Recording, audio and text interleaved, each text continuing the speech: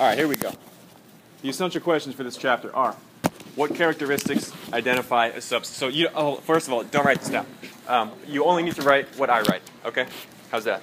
When I'm physically writing with the pen, then you can be physically writing with your pen. This stuff that's already there, you don't need to write, okay? If you want to write the headings, you can. For example, the name of the chapter is Properties of Matter. If you want to write that, that's fine. But everything else, only write down what I write with my pen. I don't want to waste your time. First question, what characteristics identify a substance? What distinguishes physical properties from chemical properties? You might remember that from your physical science class. And third, how do the properties of the physical states of matter differ? Substances. Let's define a substance here. So this is something that you would write. Can you see me writing up on the board right now? A substance is matter with a uniform and unchanging composition,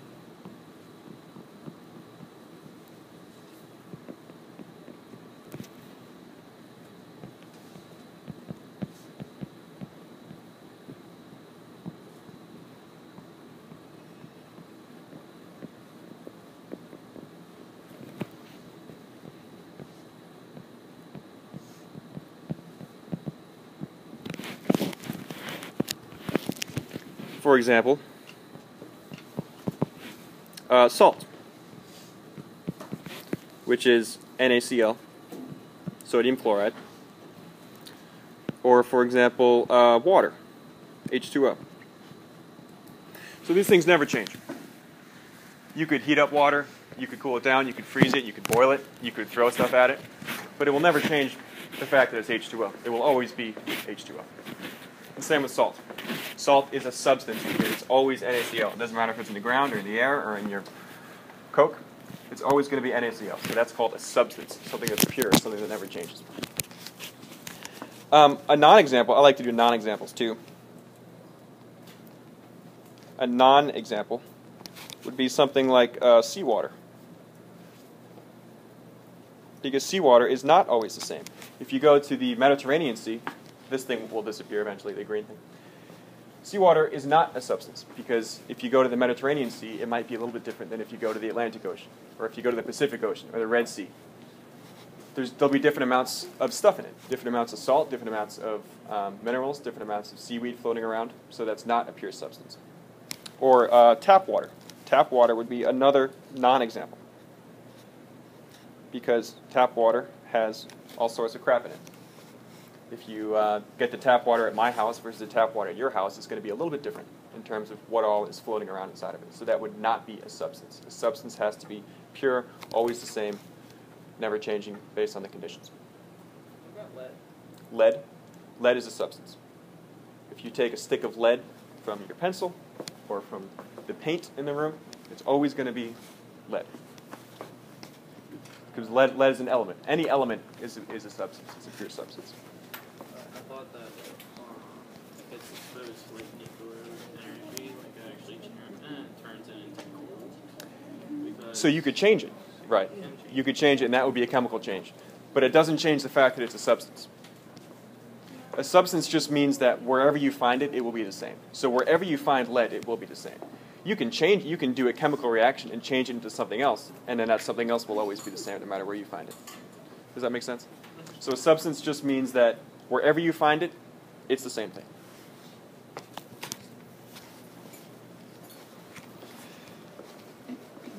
Physical states of matter. You guys are familiar with these. Solids, liquids, gases. Now notice the arrangements of the molecules. In solids, the molecules are very tightly packed. I know you've probably seen this before, but it's good to review this. Liquids, they're a little bit looser. In gases, there's much more room. And what that means is with a gas, it means you can compress it. You can take oxygen gas and stuff it into a little tiny canister. That's how people go scuba diving. The reason that you can stuff it into a canister and have a thing of gas is because the molecules are so far apart, you can squish them. You can't squish water. You can't squish a rock because the molecules are so close together already. But you can squish a gas because they're so far apart. Also notice the differences in energy. The solid is a low energy. They're very, very slowly vibrating. Liquid is a little bit higher energy. They're moving around. Gas is the highest energy state of matter. Lots of movement, lots of bumping into each other, lots of collisions.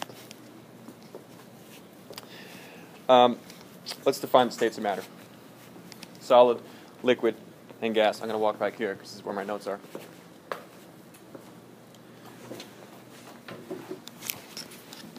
A solid. So this is something that you will write down. A solid is matter that has its own definite shape and volume. So I'll say matter with definite shape and volume.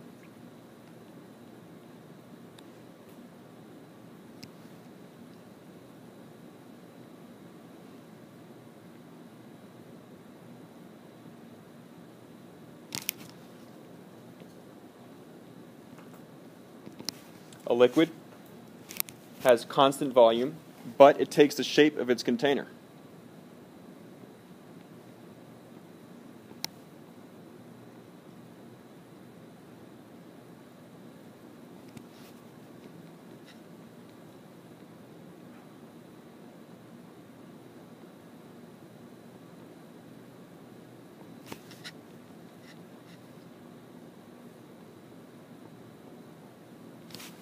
And then finally, a gas. It flows to take the shape of its container, and it also fills the volume of its container.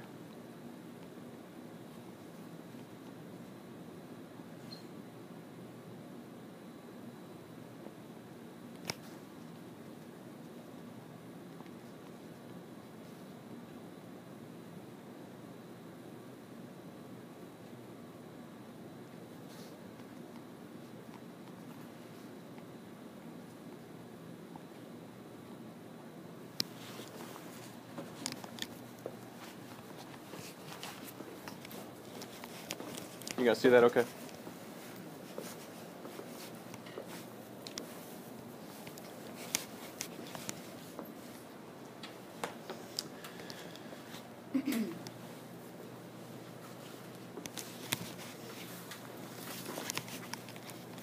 I want to define one other thing, because this is a common misconception.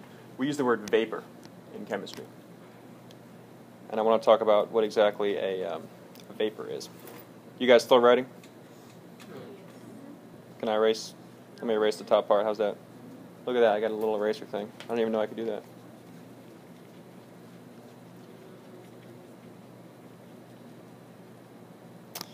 Up top here, I'm going to write a new definition for vapor.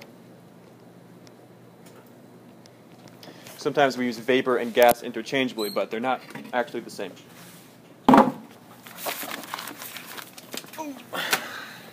vapor is the gas form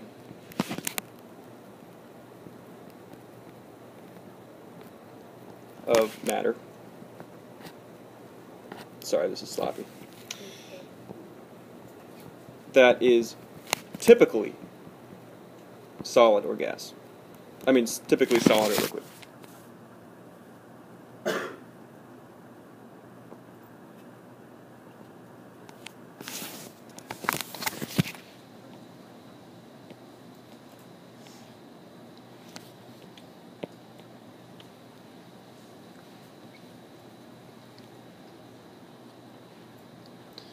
So, for example, something like a candle.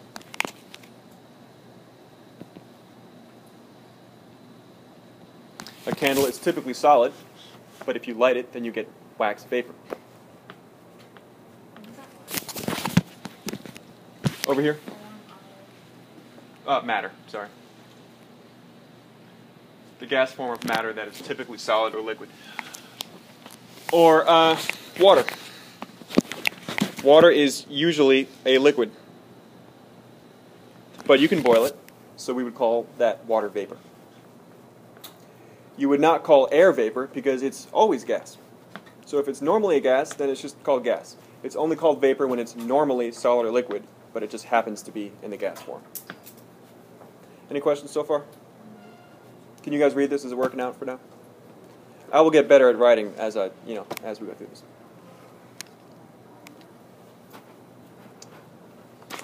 Let's talk about. Oops, I skipped one.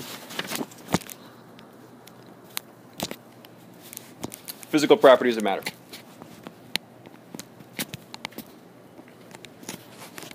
A physical property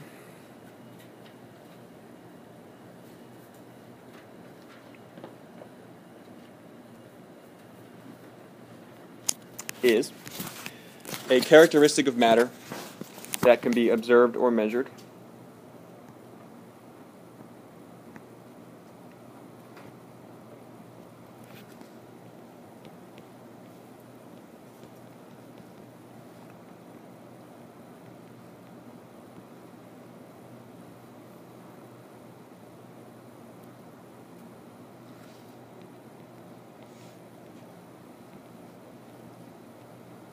without changing the sample's composition.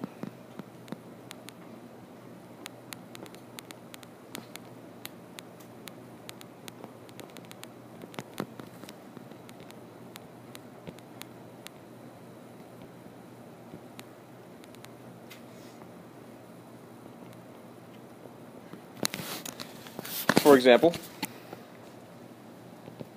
density, or color, or melting point, or boiling point. These are all physical properties because you can just figure them out without actually changing what it is. For example, you can take water, you can find the density of it, you can find the color of it, you can find the melting point of it, you can find the boiling point of it, just by very basic things. You just take it into your lab and heat it up, or cool it down, or look at it, or smell it. You don't have to change what it is. It's still water. So these are physical properties, things that you can just get by kind of looking at it and doing very simple things. Nothing fancy.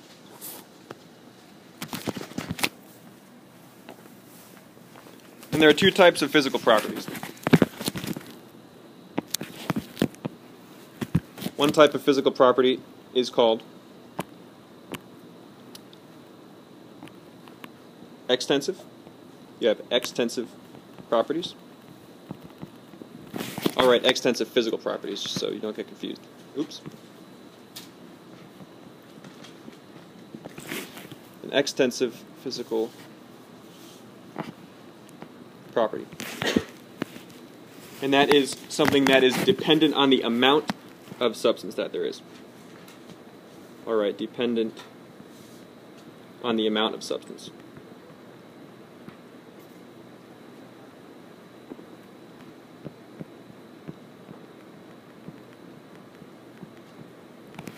And you also have intensive properties.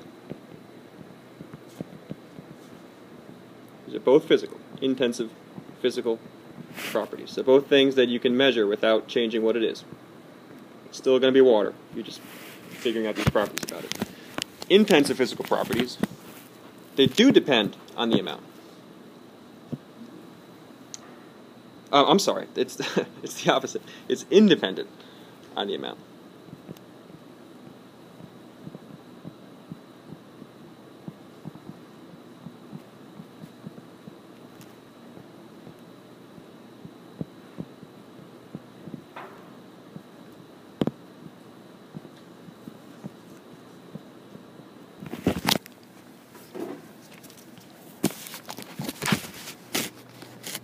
You guys read that okay?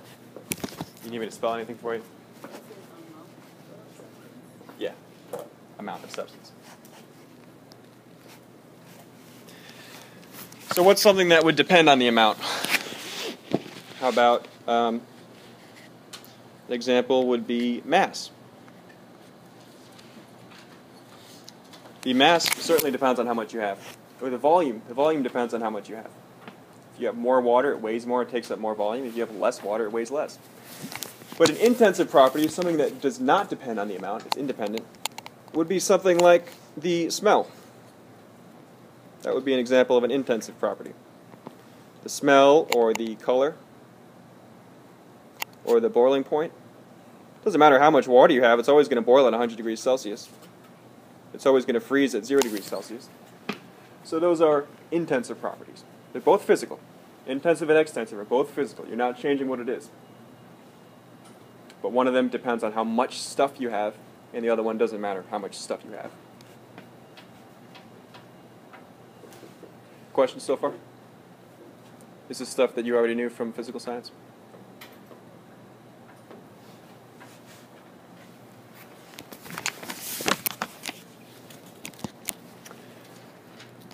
All right.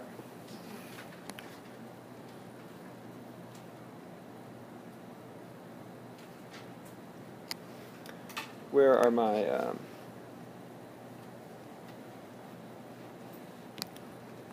Okay, that brings us to chemical properties. So, look back at your definition of physical property and see if you can guess what the definition of a chemical property would be. And then raise your hand when you think you know. I'll give you a hint, it's the opposite.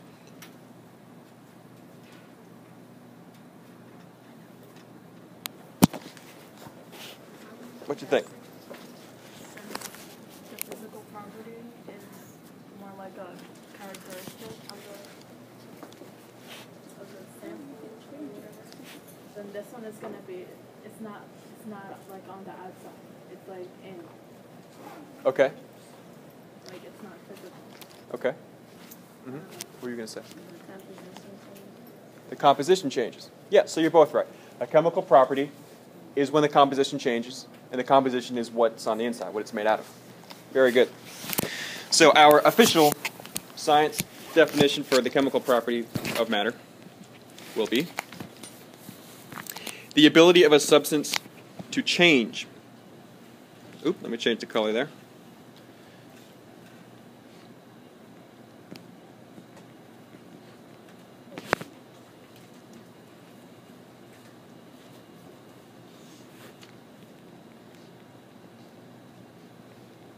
To change or combine, it can combine with something else.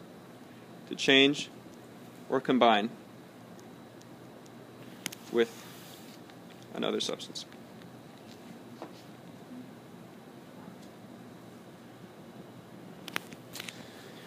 So, for example, rust. Iron, which was mentioned a minute ago, plus oxygen, will create rust. Or how about copper? Copper turns green if you leave it out, like the Statue of Liberty. The Statue of Liberty didn't used to be green; it used to be copper, which is, you know, it looks like a like the color of brass, like a trumpet. That's how the Statue of Liberty looked when we first got it, but now it's green because copper turns green. That's a chemical reaction, so it's a chemical change, which is a chemical property of copper.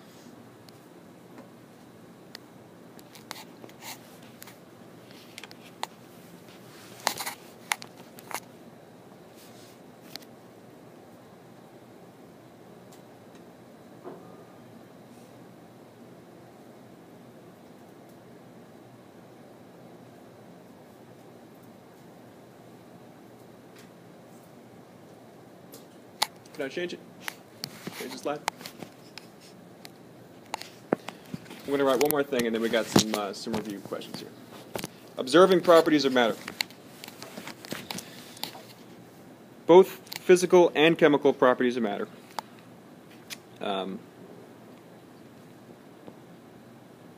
Physical and chemical properties of matter.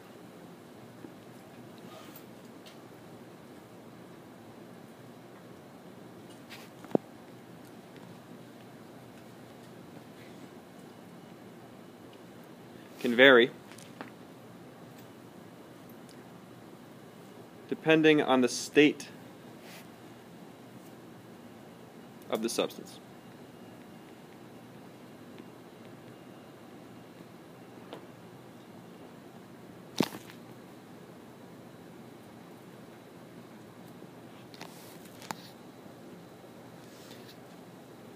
For example, the density of water changes based on the phase, the state.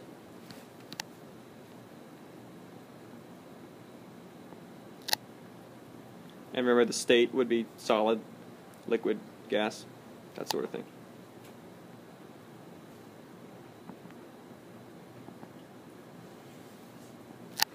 So water as a solid has different physical and chemical properties than it does as a liquid, which has different physical and chemical properties as it does as a gas. That's why ice floats on water, because ice has a different density than water does, so it floats.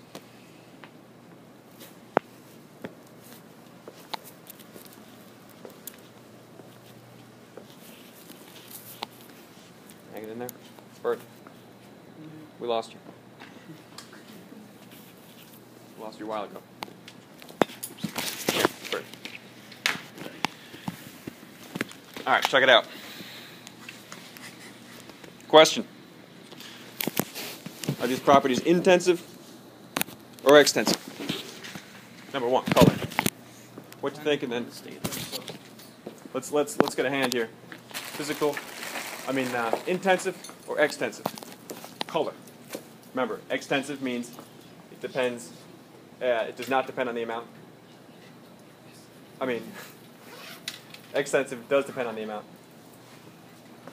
and intensive does not. So I got tripped up there.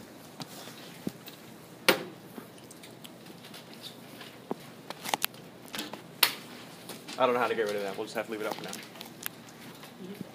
Color, intensive or extensive?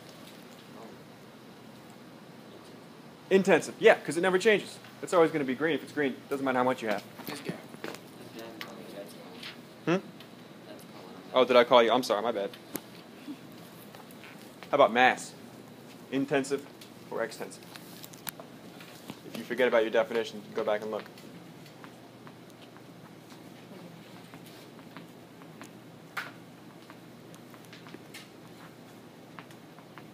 Torrance? Extensive, because it depends on the amount. If you have more, then the mass will be greater. So color was intensive? Color was intensive. Mass is extensive. Volume.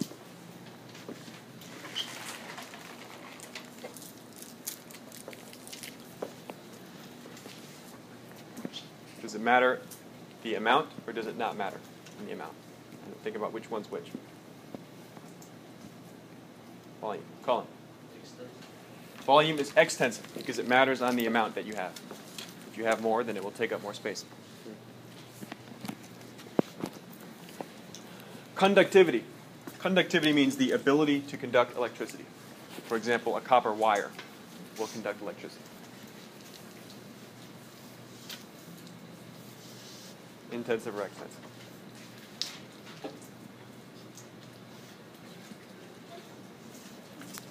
Yeah. It is not extensive. It is intensive. No matter how much copper you have, it will always conduct electricity. That one's tough. That was a trick question. How about boiling point? Seth? Intensive. It doesn't matter how much you have. It's always going to be the same boiling point. Water will always boil at 100 degrees Celsius.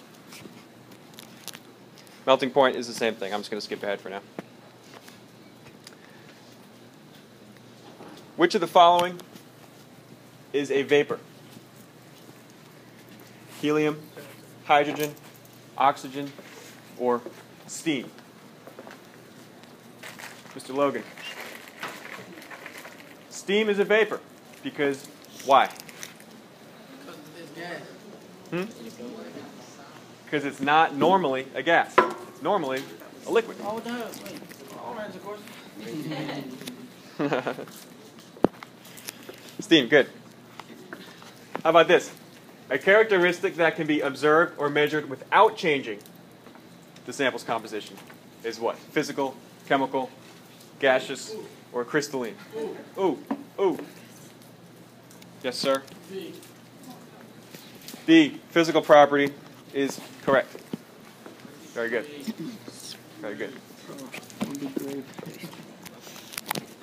When one substance changes identity, it exhibits what? chemical property, physical property, extensive property, intensive property.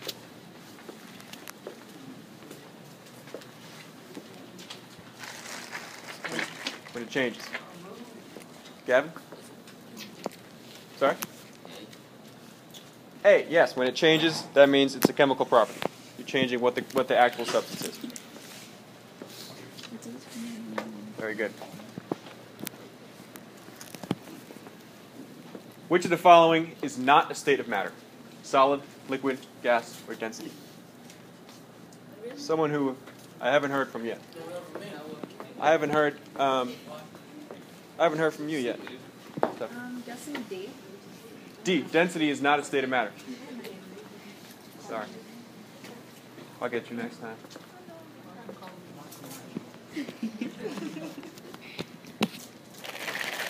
Density is not a state of matter. Which of the following is a pure substance? Think about what a pure substance is.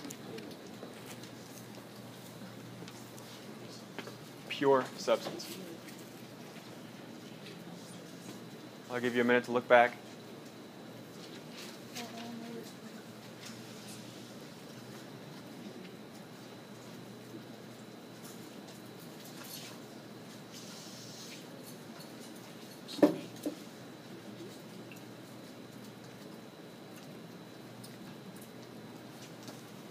Yes, up front. Adrian. D. D, steam. Steam is a pure substance. Steam is H2O. It'll never change. Soda is a whole bunch of things. Water, sugar, salt. Apple is sugar and starch, and it's mostly sugar and starch. Sugar water is sugar and water.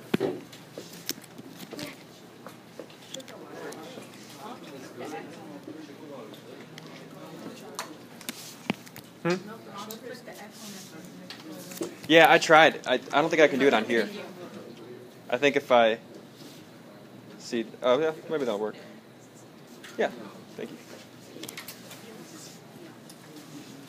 Classify each of the following as a physical or chemical property. Remember, physical, you have the same substance. Chemical, it is something new. Number A, iron and oxygen form rust. Physical property or chemical property? Yes. Chemical. Very good. Wait, what? DJ said chemical.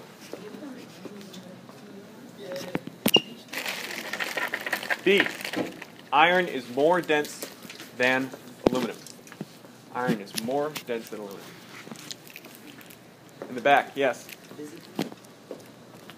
Yes. Physical. Very good, Austin. Because you don't need to change what it is to figure out that one is more dense than the other. There's no reaction taking place. Density is a physical property. Magnesium burns brightly red when ignited. Magnesium is what makes fireworks red. If you see a red firework, that means there's magnesium in it. Yes. Sorry. Torrance. Chemical. Yes. Anything that burns is chemical. Oops, I'm sorry. Copper can be stretched into thin wire, like the wires that run through this building. Copper can be stretched into thin wire.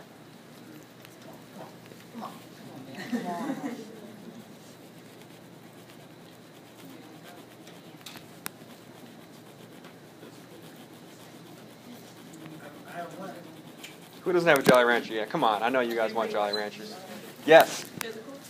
Physical. You can stretch it out. You're not changing what it is. I ain't even winning. You're just stretching it. Oh, she's hogging them over there. How about letter E? Mercury melts at 39 degrees. Chelsea.